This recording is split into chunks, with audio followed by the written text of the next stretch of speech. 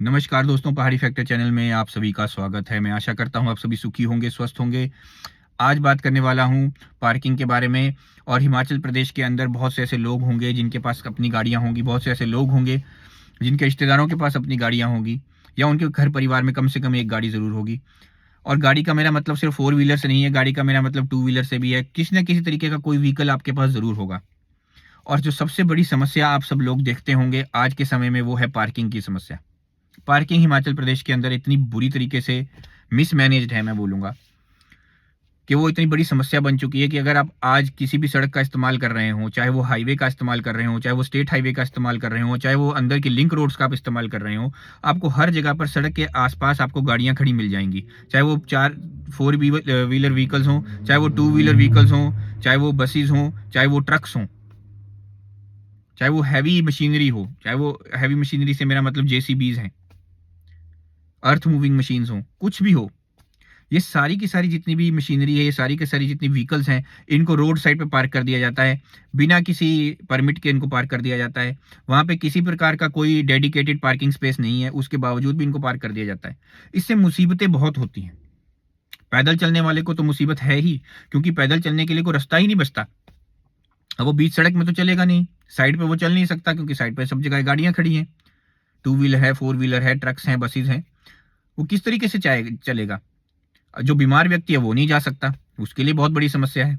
अगर मान लीजिए कोई व्हीलचेयर पे है, तो व्हीलचेयर पे उसको तो ले जाना वैसे ही बहुत कठिन है। इसके ऊपर मैं कभी अलग से बात करूँगा, क्योंकि व्हीलचेयर के लिए हिमाचल प्रदेश डिज़ाइन नहीं है। हमारी सिटीज़ कोई भी डिज़ाइन नहीं, इसके ऊपर मैं बात करूँगा अलग से। लेकिन कोई विकलांग है, कोई अंधा है, उसके लिए कितनी मुश्किल है। उसी प्रकार से जो गाड़ी चलाने वाले लोग हैं, जो वो लोग हैं जो उस सड़क का इस्तेमाल कर रहे हैं, उनके लिए भी बहुत बड़ी मुसीबत है, क्योंकि इससे एक्सीडेंट्स होते हैं। वो सही तरीके से देख नहीं पाते, उनको आगे पता नहीं चलता कि आगे कौन आने वाला है।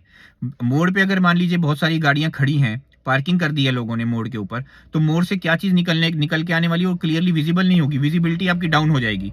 विज़िबिलिटी डाउन होने की वजह से एक्सीडेंट्स बढ़ेंगे, और ये होता है, एक्सीडेंट्स बढ़ते हैं।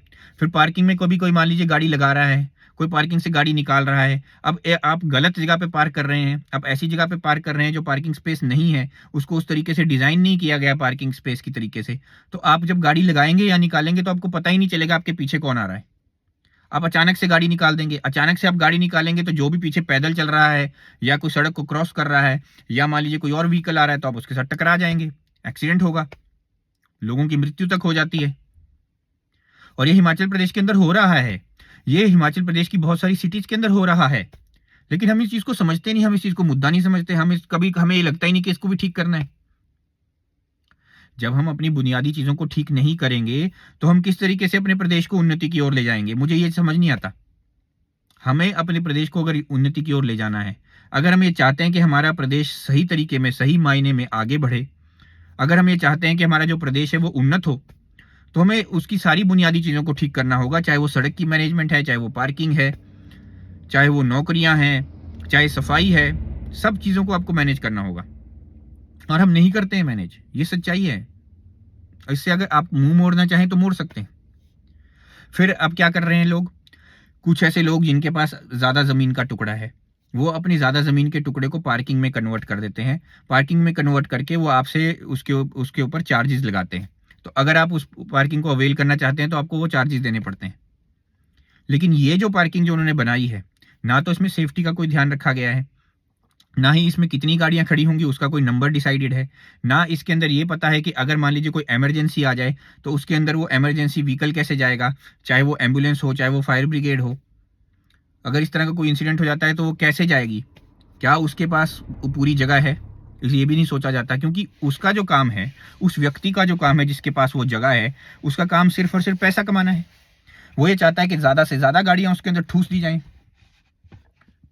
तो पार्किंग की जो मैनेजमेंट है वो तो वैसे ही खराब हो गई।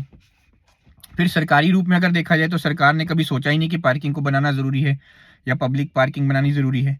कुछ जगहों पर उन्होंने पार्किंग बनाई है पब्लिक, जिसको प्रॉपर पार्किंग की तरह डिज़ाइन किया गया है। लेकिन वो भी जो उसका भी जो मैनेजमेंट है वो गलत है।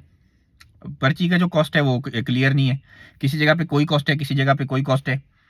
आप वहाँ पर अगर अपनी कार को पार्क करते हैं, मान लीजिए आप अपनी कार लेके गए, आपने पार्क की, तो आप जब जाएँगे आपको कोई बताएगा ही नहीं कि उसके अंदर कितनी स्पेस बची है।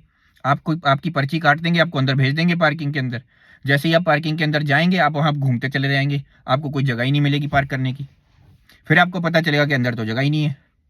फिर वो क्या बोलते हैं, वो बोलते हैं कि अगर मान लीजिए गाड़ियों को अगर एक लाइन से खड़ा किया गया है, तो उसके बीच में जो सड़क है चलने की, जो उसके बीच में जो जगह है चलने की, आपको बोल देंगे उस जगह पे खड़ी कर दो, न्यूट्रल में गाड़ी लगा दो। अगर हमारे को हिलानी होगी तो हम धक्का मार के हिला लेंगे, या हमें आप चाबी दे के जाओ। इस तरह का तो ये हरकतें करते हैं पार्किंग में। क्योंकि कोशिश क्या है, ज़्यादा से ज़्यादा गाड़ियों को अंदर घुसाने की, ज़्यादा से ज़्यादा गाड़ियां पार्क कर लेने की। कैपेसिटी अगर मान लीजिए 200 गाड़ियों की है, तो गाड़ियां 400 खड़ी करा देंगे, ये डबल करा देंगे, और उसको पैसे को भी खाने लग जाएंगे। तो जो लोग वहां पे पार्किंग में नौकरी कर रहे हैं वो पैसा खाना शुरू कर देंगे। अब ये क्या ड्रामा चल रहा है, मुझे तो ये समझ नहीं आता। सबसे बुरी जो इसमें बात है, वो जो सड़क के ऊपर पार्किंग करना है, वो बुरी बात है। आप स्कूल कॉलेजेस के आसपास देखिए, पार्किंग की वहां पे क्या फैसिलिटी है? कोई फैसिलिटी नहीं है। कई बार तो मैंने ऐसे देखा है कि स्कूल के गेट के बाहर भी कोई गाड़ी लगा के चला गया है, और बच्चों को मुसीबत आ रही है, वो गेट से आ जा नहीं पा रहे ठीक तरीके से। कई बार लोग क्या करते हैं, किसी के घर के आगे गाड़ी लगा के चले जाएंगे। अब मान लीजिए उसके घर में इमरजेंसी हो गई है, उसके घर में कोई बीमार हो गया है, उसको हॉस्पिटल जाना है, वो कैसे हॉस्पिटल जाएगा? आपने तो उसकी जो गाड़ी आपके उसके घर के मुंह पे लगा दी है, अब वो निकल ही नहीं पाते। फिर लोग क्या करते हैं, एक दूसरे की गाड़ियां पंचर करने बैठ जाते हैं, एक दूसरे की गाड़ियों को जो है नुकसान पहुंचाते हैं, एक दूसरे को गाली गलौज करते हैं, मारपीट करते हैं। तो अगर आप देखेंगे हिमाचल प्रदेश की आज की जो टेंडेंसी है, क्योंकि गाड़ी आजकल सबके पास है, पेशेंस किसी के पास नहीं है, समझ किसी के पास नहीं है, सड़क का सही इस्तेमाल किसी को नहीं आता, पार्किंग की कोई फैसिलिटी वैसे ही नहीं बनी हुई, तो आप क्या करते हैं, एक दूसरे से लड़ाई झगड़ा ही करते हैं, और जिसकी लाठी उसकी भैंस वाली बात हो जाती है। दूसरी जो सबसे बड़ा विषय है कि जब हम घरों को डिज़ाइन करते हैं, जब हम सिटीज़ को डिज़ाइन करते हैं, तो उसके अंदर पार्किंग की स्पेस को भी डिज़ाइन करना चाहिए। क्योंकि आज का जो आधुनिक दौर है, इस दौर के अंदर हर व्यक्ति के पास कोई ना कोई व्हीकल तो होगा ही होगा।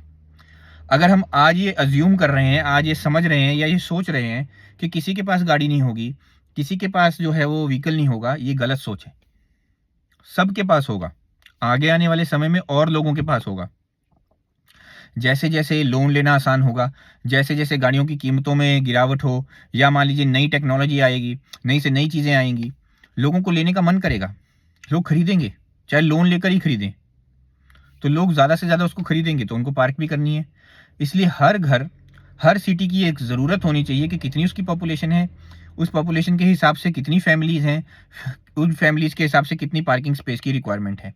हर फैमिली को कम से कम एक पार्किंग स्पेस अलॉटेड होनी चाहिए, चाहे वो सरकार के द्वारा कोई सेंट्रल पार्किंग स्पेस में अलॉटेड हो, चाहे वो जैसे आप घर डिज़ाइन करते हो उसकी एक रिक्वायरमेंट हो कि हर घर में पार्किंग स्पेस होनी ही चाहिए। ये बहुत ज़रूरी है। और तीसरा जो सबसे बड़ा विषय है, वो ये है कि हमारे घरों में भी कैपेसिटी को इंक्रीज़ कर दिया गया है। कैपेसिटी इंक्रीज़ करने का मतलब ये है कि जब आपका घर एक व्यक्ति या एक फैमिली के लिए डिज़ाइन किया गया था, तो उस घर को फ्लैट वाइज़ बना करके बेचा जाने लगा, जिसकी वजह से क्या हुआ कि उसी एक पर्टिकुलर जगह में 5 बिस्वे के प्लॉट के अंदर, मान लीजिए आपने उस 5 बिस्वे के प्लॉट के अंदर ही 4 फ्लोर बना दिए, 4 फ्लैट्स बना दिए। अब आपको क्या था, उस 5 बिस्वे के प्लॉट के अंदर आपको 4 गाड़ियों की स्पेस चाहिए पार्क करने के लिए, कम से कम। अब क्योंकि वो प्लॉट का स्पेस छोटा है, तो उस छोटे स्पेस के अंदर प्रैक्टिकली 2 या 3 गाड़ियां ही खड़ी हो सकती हैं, उससे ज़्यादा नहीं खड़ी हो सकती। आप कितना भी कोशिश कर लीजिए, कितना भी जोर लगा लीजिए। और गाड़ी भी जो है उसका साइज़ भी डिफरेंट है, किसी के पास छोटी गाड़ी है, किसी के पास बड़ी गाड़ी है, किसी के पास 2 व्हीलर है, किसी के पास 4 व्हीलर है।